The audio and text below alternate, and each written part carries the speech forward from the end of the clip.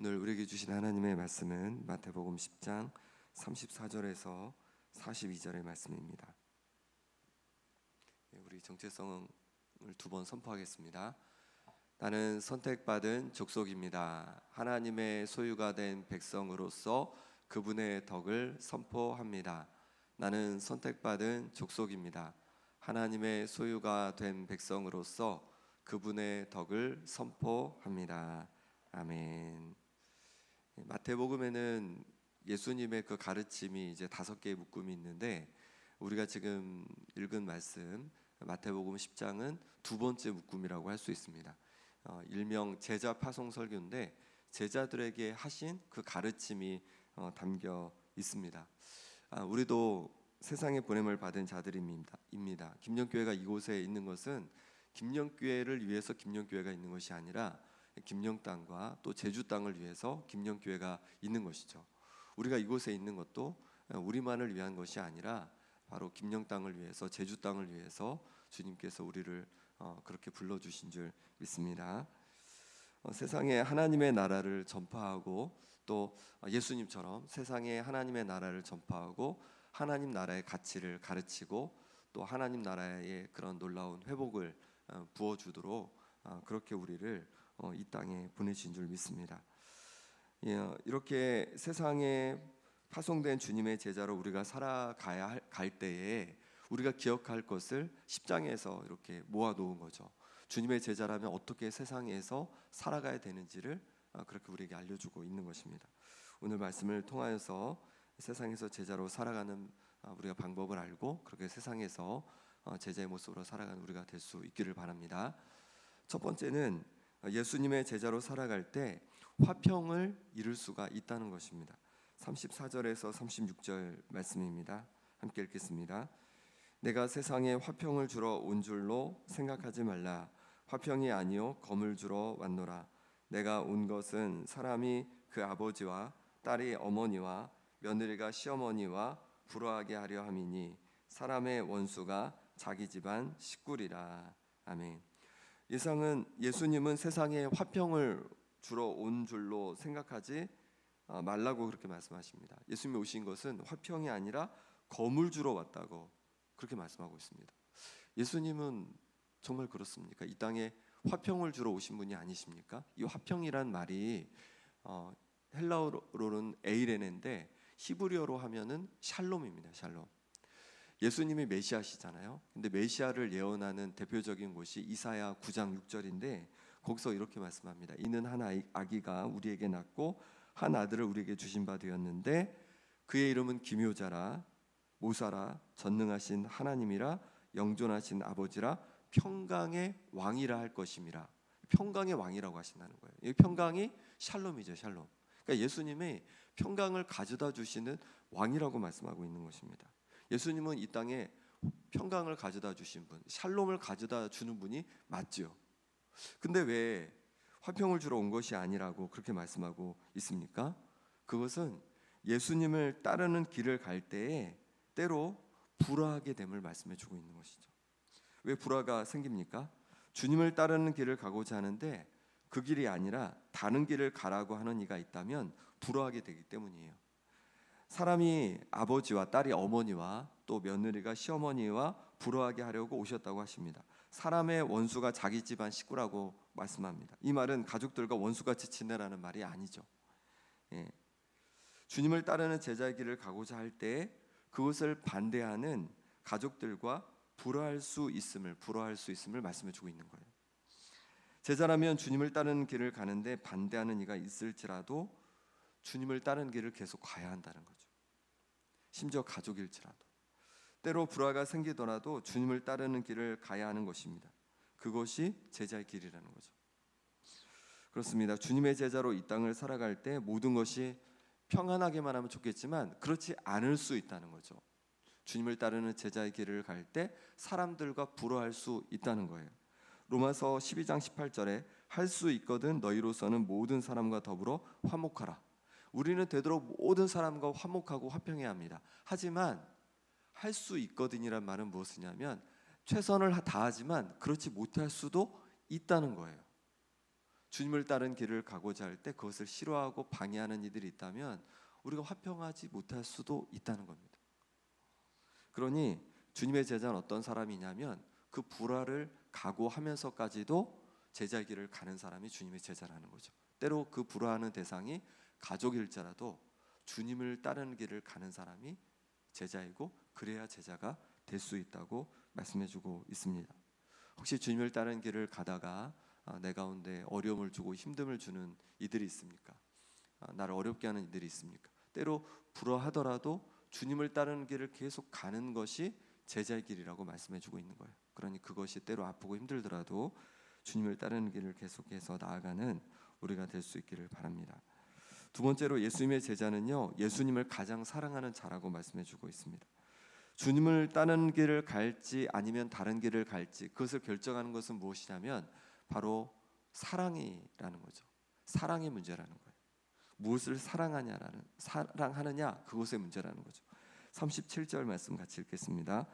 아버지나 어머니를 나보다 더 사랑하는 자는 내게 합당하지 아니하고 아들이나 딸을 나보다 더 사랑하는 자도 내게 합당하지 아니하며. 아멘. 주님보다 아버지나 어머니를 더 사랑하면 아버지와 어머니의 말을 듣게 될 겁니다. 주님보다 아들이나 딸을 더 사랑하면 아들이나 딸의 말을 듣게 될 겁니다. 그러면 주님의 제자의 길을 갈 수가 없다는 거죠. 그런데 이렇게 주님보다 아버지나 어머니, 아들이나 딸을 더 하지 않고 주님을 더 사랑할 때 주님을 따르는 길을 계속 갈 수 있다는 거죠. 제자는 머리로 되는 것이 아니라고 말씀해주고 있는 거죠. 아무리 많이 공부를 하고 많이 성경을 읽는다 해서 주님의 제자가 되는 것은 아닙니다. 제자가 되는 것은 사랑의 문제라는 거예요. 우리가 우리 주님을 사랑하면 우리는 주님의 제자가 될 수 있다는 거죠. 시몬 베드로가 예수님께서 부르셔서 주님의 제자가 되었습니다. 사람을 낚는 어부가 되게 하리라. 그 말씀을 듣고 주님의 제자가 되었습니다. 그래서 그렇게 3년 반 동안 주님을 따라다니다가 이제 주님께서 잡히시자 도망가 버렸어요. 그리고 부활하신 주님을 다시 만났습니다. 그런데 그럼에도 불구하고 이제 요한복음에 보면 다른 제자들과 함께 고기를 잡으러 갑니다. 왜냐하면 예수님을 3번이나 부인했던 그 기억 때문인 거죠. 자기는 도저히 안 된다는 생각을 했던 것이죠. 제자로서 나는 감당하지 못하겠다고. 그런데 주님께서 찾아오십니다. 다시 찾아오셔서 뭘 물으십니까? 내가 이 사람들보다 나를 더 사랑하느냐, 나를 더 사랑하느냐. 거기에 대해서 내가 주님을 사랑하는지를 주님께서 아십니다라고 주님을 사랑한다고 3번 고백합니다. 그랬더니 주님께서 뭐라고 하십니까? 내 어린 양을 먹이라, 내 양을 치라, 내 양을 먹이라, 이렇게 말씀하시는 거예요. 다른 거 다 상관없이 주님을 사랑하는 마음, 그거면 충분하다고 그렇게 말씀해주고 있는 것입니다. 우리도 마찬가지입니다. 주님의 제자가 되는 길, 주님을 따르는 길은 다른 것이 아니라 주님을 우리가 가장 사랑할 때 우리가 주님의 제자로서 주님을 따르는 길을 온전히 가게 될 줄 믿습니다. 아무리 우리가 많이 알지 못해도, 우리가 능력이 많지 않아도 주님을 사랑하는 그 마음이 있으면 제자가 될 수 있다는 거죠. 그러니 우리의 질문은 이거 하나입니다. 지금 내가 하는 일이 주님을 사랑하는 마음으로 하고 있는 것인지, 내가 주님을 사랑하는 마음으로 봉사하고 있는지, 주님을 사랑하는 마음으로 일하고 있는지, 주님을 사랑하는 마음으로 결정하고 있는지, 주님을 사랑하는 마음으로 말하고 있는지, 그것을 생각해보고 그것을 점검하면 되는 거죠. 그리고 우리가 주님을 사랑하는 마음으로 우리가 우리의 일을 감당하고 우리의 말을 하고 우리 행동을 하고 섬기고 봉사하고 모든 것을 감당할 때, 그럴 때 우리가 주님의 제자로 온전히 수행받을 줄 믿습니다. 세 번째로 예수님의 제자는 자기 십자가를 지는 사람입니다. 38절 말씀입니다. 또 자기 십자가를 지고 나를 따르지 않는 자도 내게 합당하지 아니하니라. 아멘. 자기 십자가를 지고 따르지 않으면 제자가 될 수 없다는 거죠. 예수님의 제자는요, 예수님처럼 자기 십자가를 져야 한다는 거죠. 예수님도 십자가를 지셨잖아요. 수치의 십자가, 죽음의 십자가, 또 고난의 십자가를 다 지셨습니다. 그러니까 주님의 제자가 된다는 것은요, 주님처럼 우리에게 주신 십자가를 진다는 거죠. 각자마다 다 십자가가 있습니다. 아무리 평안해 보여도, 아무리 어려움이 없어 보여도 모든 사람들에게는 다 십자가가 있습니다. 성도님들에게도 십자가가 있잖아요. 주님을 따르는 길에 어려움이 있고 힘듦이 있잖아요. 아픔이 때로 있잖아요. 그럼에도 불구하고 그 자기 십자가를 감당해 가는 사람이 제자라는 거죠. 어렵다고 무겁다고 힘들다고 그것을 내려놓고 그것을 포기한다면 제자가 될 수 없다는 것입니다. 어떤 십자가가 있습니까? 주님을 따르는 길에 어떤 어려움이 있습니까? 아픔이 있습니까? 그것이 사람일 수도 있고 환경일 수도 있고 여러 가지 어려움일 수도 있습니다. 그런데 그럼에도 불구하고 주님께서 주신 우리의 십자가를 지고 주님 기뻐하시는 그 길을 묵묵히 걸어가는, 주님을 따라가는 우리가 될 수 있기를 바랍니다. 또한 제자의 길은요, 우리 전 존재를 던지는 길이라고 말씀해 주고 있어요. 39절 말씀입니다. 같이 읽습니다.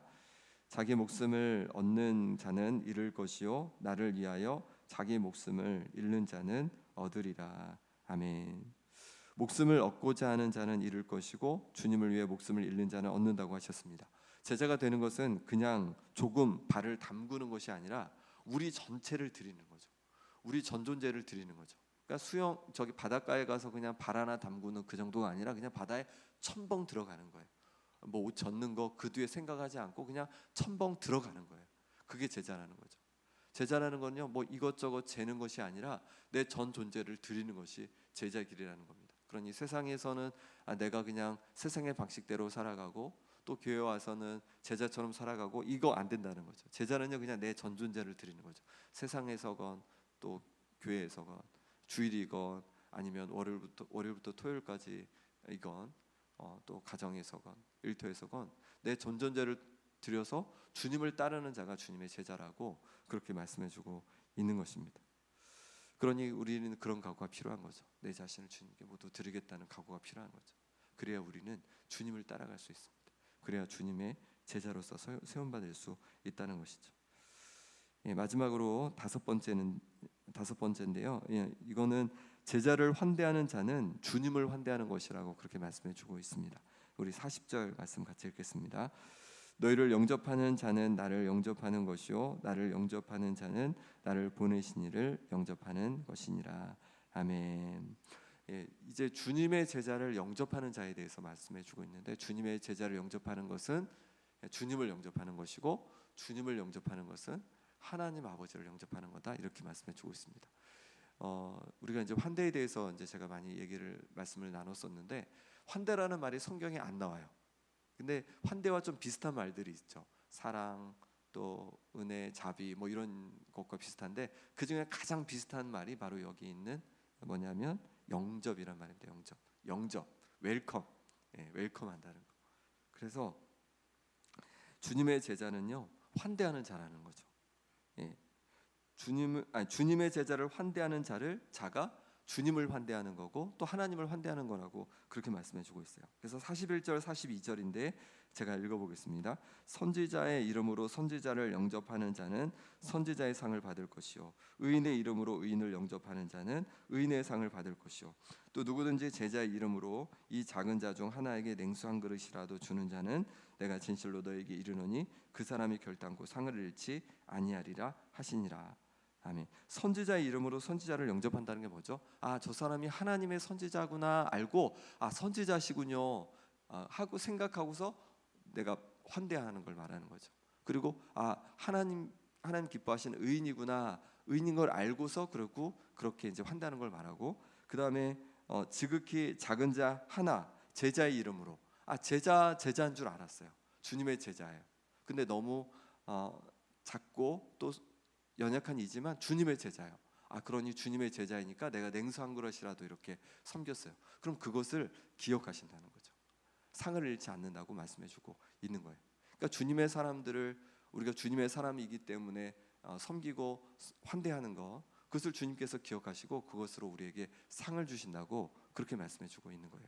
그러니 주님을 위해서 복음을 전하는 선교사님들이 가끔 이제 교회 올 때 우리가 선교사님들을 잘 섬기는 것이 우리에게 복인 것이죠. 주님께서 그것을 기억하시고 우리에게 오히려 상을 주실 거예요. 그리고 주님의 또 때로 이제 교회에서 여러 행사를 하면서 이제 다른 교회에서 많은 목사님들이 오기도 하고 성도님들이 오기도 하잖아요. 그분들을 우리가 잘 섬기고 환대하는 것이 우리 교회의 복이라는 거죠. 하나님께서 그런 섬김과 그렇게 환대하는 것이 때로 힘들기도 하고 또 우리 것들을 또 나눠야 되니까 왜 그러냐 되냐라는 생각이 들기도 하지만 주님의 사람들을 우리가 섬길 때 그것이 주님께 기쁨이 되고 주님을 섬기는 것이 되고 그리고 주님께서 그것을 통해서 우리에게 또 복을 부어 주실 줄 믿습니다. 오늘은 제자의 길을 함께 나눴습니다. 이 시간 함께 기도하기 원합니다. 기도하실 때 주님, 제자의 길을 걷겠습니다.